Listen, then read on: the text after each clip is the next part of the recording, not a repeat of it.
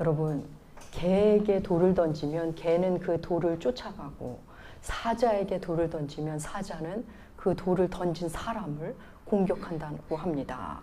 개는 자신에게 온 물체에게 관심이 있고, 사자는 그것을 던지니 그 출처에 관심을 보이는 겁니다. 우리는 욥기를 지금 함께 하고 있습니다. 우리도 우리 삶에 던져진 돌 같은 어떤 사건, 어려움을 만날 때 그것을 해결하기 위해 돌에 집중하고 몰두하는 시간도 있지만, 돌을 넘어 그 돌을 던진 어떤 실체에 몰두해야 할 때가 있습니다. 욥의 인생에 어마어마한 바위가 떨어졌습니다.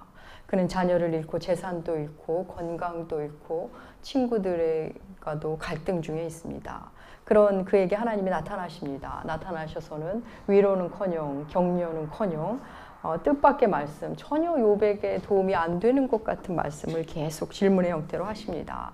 38장부터 시작된 하나님의 말씀은 그 규모가 어마어마합니다. 자연의 장엄함과 신비를 계속 말씀하십니다. 욥을 그 신비 앞에 세우시더니 그 하나님이 오늘 본문 40장에서는 다시 한번 욥에게 답변을 요구하시면서 조금 다른 결의 이야기를 하십니다. 하나님의 말씀, 욥에게 답변을 요구하시는 하나님의 말씀 한번 읽겠습니다. 욥기 40장 1절과 2절입니다. 함께 읽겠습니다. 여호와께서 또 욥에게 일러 말씀하시되 트집 잡는 자가 전능자와 다투겠느냐? 하나님을 탓하는 자는 대답할지니라. 예. 세 번역은 이 부분을 네가 나를 꾸짖으려 하는구나, 나를 비난하는구나, 어디 한번 대답 좀 해보라, 이런 어투로 번역합니다. 다그치던 말씀하시던 하나님이 마치 잠깐 숨을 돌리듯이 욥에게 다시 답을 요구하시는 겁니다. 앞서 37장까지의 욥을 보면 욥은 내내 하나님을 향해 원망을 쏟아냈습니다. 그런 욥에게 하나님은 38장에서는 무지한 자라고 하시더니 이번에 40장에서는 트집 잡는 자라고 말씀하십니다. 여러분, 하나님을 모르는 자가 무지한 자입니다.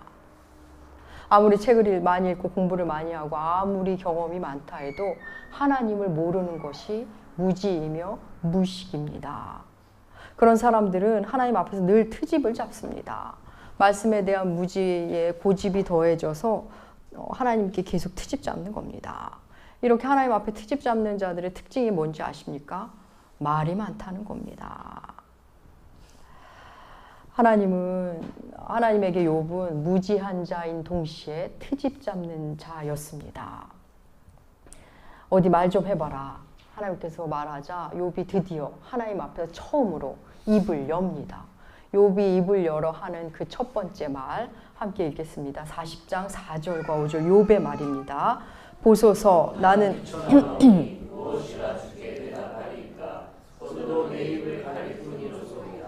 내가 한번 말하였사온즉 다시는 더 대답하지 아니하겠나이다. 예, 욥의 첫 마디는 보소서, 저는 비천한 자입니다 라는 고백으로 하나님 앞에서 그 첫 입을 뗍니다. 그리고는 제 입을 가릴 뿐입니다. 여러분, 하나님 앞에 서면 우리는 말을 잃게 됩니다. 하나님을 경험하면, 하나님의 말씀을 만나면 더 이상 할 말이 없어집니다. 여러분, 베드로가 누가복음에서 예수님을 처음 만나는 장면에서 어떻게 말하는 줄 아십니까? 주님을 만났을 때 주여 나를 떠나소서, 나는 죄인이로소이다, 이렇게 고백합니다. 당신과 나는 감히 당신과 함께 할 수 없는 존재라는 말입니다. 여러분, 또 사도 바울은 어떻습니까? 사도 바울은 서신서에서 나는 죄인 중에 괴수, 죄인 중에 우두머리라고 그는 고백합니다. 사랑하는 여러분, 우리는 하나님을 만나면 우리 존재에 대해서 두 줄기로 만나게 됩니다. 두 줄기로. 하나는 나는 하나님의 형상대로 지음받은 너무나 소중한 존재, 이 세상 어디에도 그 이전에도 그 이후에도 없을 고유한 존재라는 것, 나라는 존재 자체가 하나의 존귀한 세계라는 것에 눈뜨기 시작합니다. 그게 하나의 줄기입니다. 그리고 또 하나의 줄기는 내가 얼마나 비천한 존재인지, 내가 감히 하나님 앞에 설 수 없는 존재인지를 만나게 됩니다. 내 안에 빛이 들어오니 나의 삶에 얼마나 문제가 많았는지, 나라는 존재가 얼마나 추악한 존재인지, 내 안에는 이기와 탐욕밖에 없음을 만나는 겁니다. 내 안에 빛이 들어온 겁니다. 이전에는 아무렇지 않았던 손인데 복음이라는 비누를 만나니까 손이 더러운 것이 보이기 시작하는 겁니다. 이 두 줄기가 균형 있게 우리 신앙생활을 지탱하지 않으면 우리는 복음을 왜곡되게 받아들이기 시작합니다. 요즘 많은 교회들이 당신은 사랑받기 위해 태어난 사람, 당신은 존귀한 존재, 소중한 존재, 이것만을 전합니다. 요 줄기만을 전합니다. 그래야 사람들이 좋아하니까요. 그런데 그것만으로는 예수 복음을 온전하게 만나지 못합니다. 사랑받는 존재, 이거 하나 붙들어 가지고는 이 세상에서 사는 동안 나에게 오는 그 많은 돌들, 그 돌의 의미를 만나지 못합니다. 그 돌의 의미도 알 수 없거니와 이 사건을 헤쳐나갈 수도 없습니다. 신앙생활에 힘이 없습니다. 넘어지기가 일쑤입니다. 나는 이렇게 존귀한데 나는 왜 이러지? 이러면서 약한 생활을 하기 일쑤입니다. 사랑하는 여러분, 우리가 하나님의 앞에 설 때 사실은 우리의 존귀함보다 우리의 비천함을, 우리 존재의 참담함을 먼저 만나게 됩니다. 인간이란 존재가 처한 상황, 죽음이라는 풀지 못한 과제를 평생 품고 사는 우리 존재의 비참함을 복음 안에서 눈뜹니다. 내가 해결할 수 없는 많은 문제들, 많은 고통 앞에서 나는 하나님 없이는 살 수 없구나, 하나님이 아니면 답이 없구나를 비로소 눈뜨기 시작합니다. 그래서 이 비참함의 줄기를 잡으면 도리어 이 땅에서 어떻게 살아야 하는지 답이 보입니다. 그리고 내가 만나는 모든 것이 은혜라는 것에 눈뜨기 시작합니다. 그래서 힘이 생깁니다. 너무나 신기한 역설이 아닙니까? 그래서 인간 이해에 대한 새로운 지평이 열립니다. 인간은 본디 비천하고 나약한 존재라는 것을 나도 그렇고 너도 그렇고 우리가 그렇다는 것에 눈뜨기 시작하는 겁니다. 지난 주일 아침 교회에 도착해서 이렇게 계단을 올라오는데 화장실 앞에 누군가가 크게 볼일을 보고 가셨습니다. 화장지로 살짝 덮어놓긴 했지만 어마어마한 배설물을 이렇게 남겨놓고 가셨습니다. 제가 치우면서 이 배설물의 주인이 누구일까, 어떤 분일까 잠시 생각해 보았습니다. 그래서 제 생각에는 아주 평범한 분이었을 거라는 생각이 들었습니다. 오죽하면 그러셨을까 싶기도 했습니다. 사실 여러분, 그런 일을 정신 이상자가 한다고 생각하지 않습니다. 누구든 상황이 그렇게 되면 그렇게 할 수 있다고 저는 생각이 들었습니다. 사랑하는 여러분, 그분이나 우리나 다 배설하는 존재들입니다. 그래도 그분이 교회가 있는 건물에 그 자기의 배설물을 남기고 가셔서 참 다행이라는 저는 생각이 들었습니다. 여러분, 교회는 서로의 배설물을 덮어주고 치워주고 견뎌주는 곳입니다.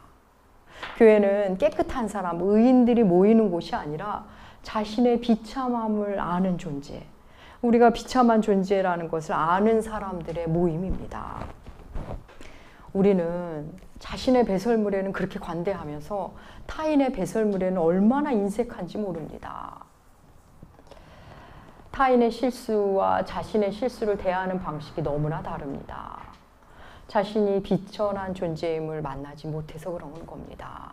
그리스도인은 자신의 비천함에 하나둘 눈뜬 사람들이고, 그래서 그런 교회는 그런 사람들의 모임이고, 그래서 교우가 연약하고 조금 우리의 기대에 다르게 행동해도 그것을 수용할 수 있는 사람들이 되어가는 그런 곳입니다.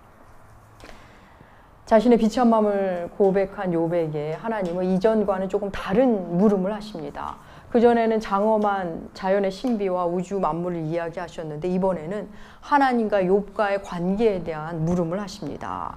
관계를 언급하십니다. 8절과 9절 하나님의 말씀 함께 읽겠습니다. 내가 내 공의를 부인하려느냐, 내 의를 세우려고 나를 악하다 하겠느냐, 내가 하나님처럼 능력이 있느냐? 하나님처럼. 예. 하나님은 지금 욥에게 두 가지를 이야기하십니다. 먼저 욥에게 욥아, 네가 옳다고 말하기 위해 내가 악하다고 말하겠느냐 하시면서 오름의 문제를 얘기하시고, 그리고는 네가 나처럼 능력이 있으면 그걸 내가 인정하지 하면서 능력의 문제를 언급하십니다. 여러분, 우리는 대부분 자신의 옳음을 주장하기 위해 타인을 깎아내립니다. 여러분, 그런 경우 많이 당하기도 하시고 해보기도 아마 하셨을 겁니다. 누군가 나의 잘못을 지적하면 그걸 그냥 수긍을 하면 되는데, 그게 하기 싫어서 너는 더 하잖아 하면서 되받아서 공격을 하고 그를 끌어내립니다. 내가 높아지고 싶은데 높아질 거리가 없으니까 그를 낮추는 겁니다. 그러면 어느새 내가 높은 것처럼 위치를 선점하기 때문입니다. 그게 사람이든 조직이든 심지어는 하나님이든 우리는 자꾸 끌어내려고 하는 존재들입니다. 하나님을 향해서도 하나님, 당신 그러시면 안 됩니다. 제가 뭘 잘못했다고, 제가 뭐가 틀렸습니까? 라면서 대듭니다. 어느 누구도 나처럼 못할 거려? 하면서 하나님 앞에 대드는 겁니다. 그렇게 우리는 우리 자신의 옳음을 사람에게도, 어떤 불특정한 대상에게도, 조직에게도, 하나님에게도 주장합니다. 자신의 의를 계속 주장해온 욥에게 하나님은 네가 너의 분노를 비울 수 있다면, 네 마음 안에 그 분노를 비울 수 있다면 내가 너의 옳음을 인정해 주마, 이렇게 말씀합니다. 옳음, 의의 문제를 말씀하시는데 갑자기 분노 이야기를 하십니다. 이상하죠? 그럼 한번 생각해 볼까요? 여러분은 분노를 잘 다스리십니까? 분노를 잘 마음 안에서 비워내십니까? 그 전에 이것부터 짚고 넘어가 보겠습니다. 여러분은 언제 분노를 느끼시고 언제 화가 나십니까? 대부분은 나는 옳고 너는 틀렸을 때 화가 납니다. 나는 옳은데 상대가 나의 옳음을 인정하지 않고 계속 지적하고 자기가 더 옳다고 할 때 우리도 모르게 화를 냅니다. 나는 옳은데 옳지 않은 상대가 너무 기분 나쁩니다. 말귀를 못 알아들으니 화가 나고 언성이 높아집니다. 여러분, 그러고 보니 분노와 옳음, 매우 밀접한 관계에 있는 것 같지 않습니까? 자기의 화를 다스리고 나의 화를 비워내는 일이 얼마나 어려우는지 지혜서인 잠언은 우리에게 이렇게 말합니다. 잠언 16장 32절, 주보에 실었습니다. 함께 읽겠습니다. 노하기를 더디하는 자는 용사보다 낫고 자기 마음을 다스리는 자는 성을 자보다 나으니라. 노하기를 더디하는 자가 용사보다 낫답니다. 자기 마음을 다스리면 성을 빼앗는 자보다 낫다고 성경이 인정해 주겠답니다. 그게 얼마나 힘든 일인지 성경도 말하고 있는 겁니다. 물론 여기서 사회적 현상이나 사회적 부조리에 대한 분노를 이야기하는 건 아닙니다. 거룩한 분노를 이야기하는 게 아닙니다. 여러분, 그런 일에는 여러분 분노하셔야 합니다. 그런데 그럴 때조차도 여러분, 개인적 분노가 잘못 작동되면 그 사회적인 현상을 향해 분노했던 그 좋은 의도가 그르칠 때가 참 많다는 것 여러분 기억하셔야 합니다. 사랑하는 여러분, 우리는 하나님 앞에 서기 전에는 우리의 분노를 비울 수 없는 존재입니다. 하나님 앞에 서기 전에는 나의 옳음을 내려놓지 못합니다. 내가 틀렸다는 것을 인정하지 못하는 아주 교만한 존재입니다. 그래서 늘 서운하고 서럽고 억울하고, 여러분, 내가 왜 이렇게 서운하지? 내가 왜 이렇게 억울하지? 내가 이렇게 화가 나지를 잘 파고 들어가면 바로 그겁니다. 내가 옳은데, 내가 옳은데 이게 인정받지 못해서 힘이 든 겁니다. 하나님은 혹 네가 너의 분노를 비워낼 수 있다면 내가 너의 옳음을 인정하지. 그리고 이어서 그리고 네가 혹 분노를 비워냈다고 해보자. 그 다음 너의 능력을 물으십니다. 네 오른손으로 너를 구원할 수 있으면 내가 너를 인정하겠다. 욥에게 말씀합니다. 사랑하는 여러분, 우리는 우리 스스로를 구원하지 못하는 존재입니다. 지금 욥을 보십시오. 욥은 지금 하나님 앞에 자기에게 일어난 일에 대해서 논쟁과 저항만 할 뿐 해결할 힘이 없습니다. 대책이 없습니다. 스스로 자기 문제를 해결하지 못합니다. 혹 욥이 옳다 해도 능력 없는 옳음은 아무 의미가 없다고 주님이 욥에게 말씀합니다. 여러분, 우리도 그런 일 많지 않습니까? 주변에 말은 맞는데, 추구하는 이상도 좋은데, 그 사상도 너무 좋은데, 동기도 좋은데 능력이 없습니다. 할 줄을 모르고 할 힘이 없습니다. 여러분, 그건 그냥 허상이고 그냥 뜬구름일 뿐입니다. 욥의 모순을, 우리들의 모순을 하나님이 지적하고 계십니다.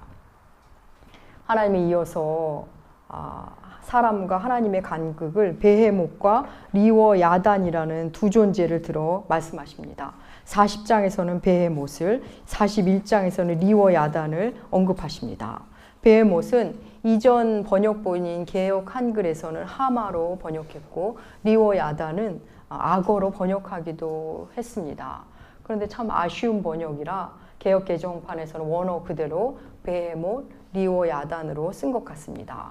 리워 야단은 영어로 리바이던입니다. 여러분 좀 들어보신 적이 아마 있지 않을까, 뭐 게임이나 이런 데 나오지 않을까 싶기도 한데, 베헤못이나 리워 야단은 인간이 어찌할 수 없는 강한 피조물을 이야기합니다. 베헤못은 40장에 보면 소같이 풀을 먹지만 꼬리 칠 때는 백향목이 흔들리는 것 같고, 뼈대는 쇠막대기 같고, 강물이 소용돌이 쳐도 눈 하나 깜짝 안 한답니다. 베헤못을 그래서 창조과학회 일부 사람들은 공룡일 거라고 추정하기도 합니다. 뭐 베헤못을 여러분 하마로 보든 뭐 공룡으로 보든 그건 중요한 게 아닙니다. 그 거대한 피조물을 인간인 너희들이 다룰 수 있냐는 겁니다.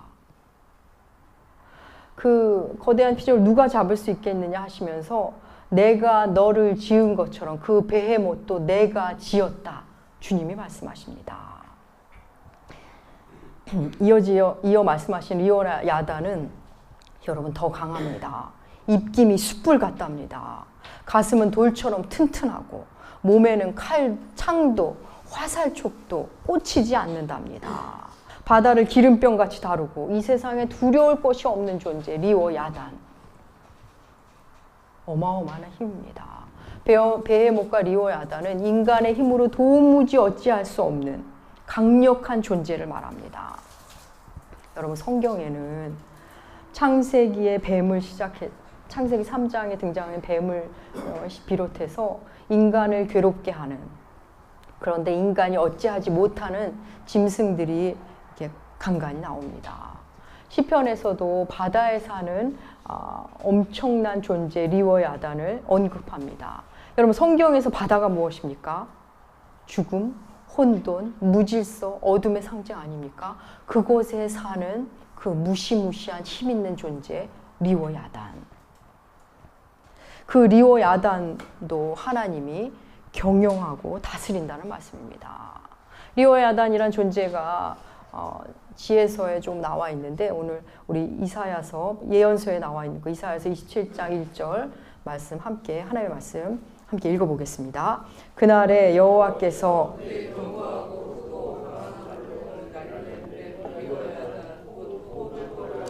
리워 야단을 벌하시며 바다에 있는 용을 죽이시리라. 예. 하나님이 그날에 날랜 뱀 리워 야단을, 꼬불꼬불한 뱀 리워 야단을 벌하시고 바다의 용을 죽이신다고 말씀합니다. 여러분 창세기 3장에서 나오는 아담을 타락하게 한 뱀, 그리고 요한계시록 12장에 나오는 뱀, 무엇입니까? 모두 사탄 맞습니다. 사탄과 동일한 존재입니다. 교만한 자들의 왕, 힘없는 게 아니라 어마어마한 힘을 갖고 있는 그 무시무시한 존재가 리워 야단입니다. 이 땅 어느 누구도 어찌할 수 없는 그 리워 야단을 하나님이 통제하신다고 오늘 본문은 말합니다. 여러분 욥기 속에서 리워 야단이 어떤 형태로 등장할까요? 어디에서 리워 야단이 욥기에 나올까요? 바로 욥기 1장과 2장의 사탄입니다. 하나님만이 그 사탄을 경영하시는 겁니다. 사탄은 하나님의 허용 범주 안에서밖에 일하지 못합니다. 이제 욥기가 끝나갈 무렵이 되자 하나님께서 이 사탄의 정체를 밝히고 계시는 겁니다. 사랑하는 여러분, 하나님과 리오야단, 그러니까 사탄. 하나님과 사탄은 여러분 대등하게 싸우는 관계가 아닙니다. 이걸 너무 잘못 알고 계시는 분들이 많은데, 하나님은 사탄을 통제하고 다루시고 경영하시는 분입니다. 이미 도입부 1, 2장에서 우리가 그걸 보지 않았습니까? 지금 이 리오야단이라는 존재를 아마 내가 한 20, 30년 교회에 다녔지만 처음 들어본다. 설교 시간에는 뭐 생전 처음이다 하는 분들 아마 있으실 텐데, 그래서 이 존재가 조금 어렵고 부담스러우실 수도 있는데, 여러분 욥기 41장 통째로 이 리오야단을 얘기하십니다. 여러분 성경에서 이렇게 길게 다룬다는 것은 그만큼 우리가 알아야 할 존재라는 겁니다. 하나님이 경영하시는 리오야단, 여러분 기억하시기 바랍니다. 그런데 하나님이 이 리오야단을 경영하시면서까지 우리에게 어떤 일을 하시는 이유는 무엇일까요? 왜 그렇게까지 하시면서 리오야단까지 부리시면서 욥에게 그런 어려운 일들을, 그 어마어마한 바위를 주신 걸까요? 바로 오늘의 그 고백, 비천한 존재임을 만나도록 하기 위함입니다. 하나님은 욥에게 우주 만물의 이야기를 하시면서 하나님과 욥과의 관계가 얼마나 큰지를 알려주셨고, 그리고 그 앞에 서자 욥은 자신의 비천함을 고백합니다. 욥을 낮추시기 위해, 우리 사람을 낮추시기 위해 리오야단을 경영하실 수 있다는 겁니다. 그래서 여러분, 욥은 행위로 보나 그 삶으로 보나 그의 하나님을 경외함으로 보나 참 낮아지기 어려운 사람입니다. 가진 것도 많고 아는 것도 많고 행실도 훌륭하고, 비천한 자를 도울지언정 자신의 비천함을 발견하기란 쉽지 않은 상황의 사람입니다. 그래서 그는 그 어마어마한 고난 속에서도 자신의 옳음을 놓지 않았고 계속 자신의 의로움을 주장했던 겁니다. 그럼 그가 하나님 앞에 서자 비로소 자신의 비천함을 고백합니다. 사랑하는 여러분, 하나님을 경험한 사람들은 자신의 비천함에 눈을 뜹니다. 하나님을 경험하는 것의 가장 큰 은혜는 나의 비천함을 발견하는 것이 바로 그게 가장 큰 은혜입니다. 여러분, 세상은 그 비천한 존재가 되는 것, 그 낮은 존재가 되는 것을 거부합니다. 그런데 여러분, 우리는 우리 존재의 비천함을 발견하는 것 두려워하지 마십시오. 세상은 그걸 두려워하지만 우리는 두려워할 이유가 없습니다. 우리가 아무리 비천해진다 해도 예수 그리스도가 경험한 그 비천함의 자리까지 내려가지 못합니다. 전능자가 선택한 그 무능의 자리, 우리는 주님의 자리만큼 내려가지 못합니다. 그리고 또 우리가 경험한 모든 비천함의 그 자리에 예수 그리스도가 가 계십니다. 그래서 우리는 그걸 만나는 일을 두려워할 이유가 전혀 없습니다. 욥은 자신이 비천하다는 고백과 함께 자신의 입을 가린다고 말합니다. 하나님을 만나자 이제 할 말이 없어진 겁니다. 여러분, 주의 말씀을 만나면 말씀 앞에서 우리는 침묵하게 됩니다. 욥이 지금 그런 상태입니다. 욥이 자신의 비천함을 깨닫고 자신의 한 말이 무지한 말이라는 것을 알았지만, 그렇지만 그는 하나님과 새로운 관계를 맺기 위한 회개의 자리로 더 나아가야 합니다. 비천한 자라는 고백이 끝이 아닙니다. 그래서 하나님이 더 얘기를 하시는 겁니다. 그래서 하나님은 그의 고백 이후에도 말을 이어가시는 겁니다.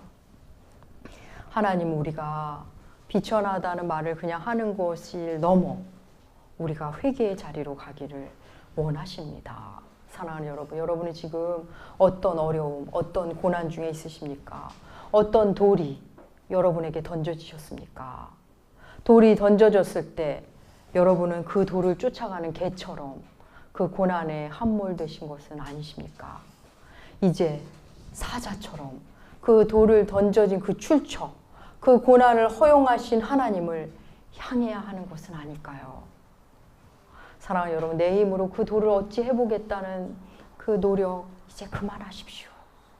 그리고 하나님을 바라보십시오. 하나님은 우리에게 돌을 던져주실 때 그 돌을 집착하라고 던져주시지 않습니다. 하나님이 우리에게 던져주신 돌 중에는 아주 화려한 매력적인 돌도 있고 황금돌이 있을 수도 있습니다. 그럼에도 그 돌에 집착하라고 던져주시는 돌이 아닙니다.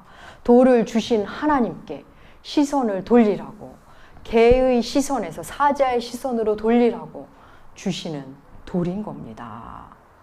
사랑하는 여러분, 하나님은 하나님을 찾으라고, 하나님을 경험하라고 우리에게 화려한 돌도 또 거부하고 싶은 무거운 바위도 주시는 겁니다. 오늘은 부활절 두 번째 주일입니다. 하나님이 어떤 돌을 던지시더라도 주시더라도 그 돌을 집착하지 마십시다. 이제 하나님을 바라보라는 하나님의 신호인 것입니다.